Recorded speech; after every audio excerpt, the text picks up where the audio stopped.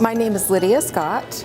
I'm from the Morton Arboretum, but I direct the Chicago Region Trees Initiative, which is a partnership that the Morton Arboretum founded in 2014 to work collaboratively across the Chicago region to support the health and care of trees to improve our quality of life. What we've done is we've collected one of the largest urban forestry data sets in the United States, and what that's enabled us to do is to be able to inform decision making at the community level. So by having data sets that are relevant to those communities, they can understand what their canopy cover is, what the benefits those trees are providing, and we've even done work on their capacity. So we know about what their staffing situation is, how much money they can allocate for trees, and what their needs are. So then we know how to go in and help them.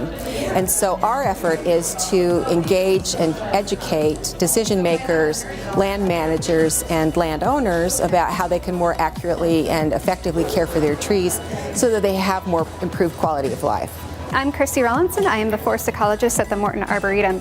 I study how trees respond to climate as well as human management. So I do everything from looking at how trees respond to past climate using tree rings, how trees respond to weather right now. So I have volunteers that monitor when trees leaf out and when they flower.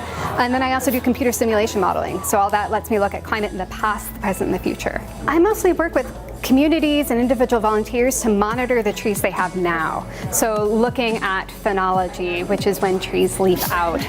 One great thing is that a lot of the science we do and a lot of the ways we study trees doesn't require anything special to study it. So really all you have to do to get involved is be willing to learn and be curious, be willing to look at trees, be that once a year or maybe once a week. It doesn't require anything real fancy a lot of the time. My name is Matt Lobdell. I'm the head of collections and curator here at the Morton Arboretum.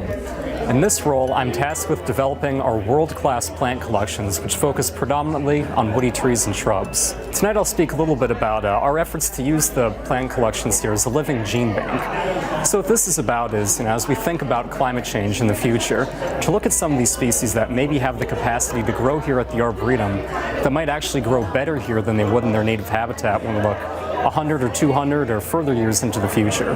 So for example, there's a species called the Georgia oak. You'd think with a name like that and a species that's really only growing in certain mountains in Georgia would not have a chance of growing here at the Arboretum, but it can survive here now, and it might actually have a better chance of doing so here than in Georgia in the future. Hi, I am Leslie Brandt. I am a climate change specialist with the Northern Institute of Applied Climate Science and the U.S. Forest Service. Here in the Chicago region, we conducted a vulnerability assessment for urban trees, and we looked at both model projections as well as the ability of trees to adapt to various disturbances and migrate to new areas, and came up with different indices for all of those trees for how vulnerable or resilient they were. And so this was published in a Forest Service General Technical Report last year. And then we've been working with a variety of communities across the Chicago region to integrate that information into their management. And we've been using an adaptation process that we've developed and then sharing that story through our website and as demonstrations of adaptation. And this work has been served as a pilot for work we've done across the Midwest and Northeast, and we've expanded to a number of other urban areas. Strategies really vary depending on goals and objectives of each individual organization. Some folks who are thinking about transitioning their systems to align with future conditions are starting to think about incorporating tree species or species that have genetic material that is further south of this area. So anticipating what we think is going to be our future climate in the near future and taking that information and applying that here.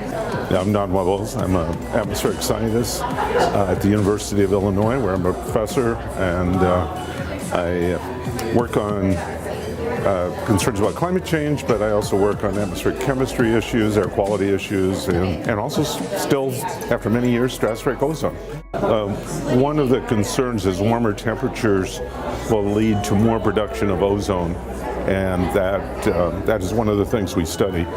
So warming climate should be worse for air quality in general.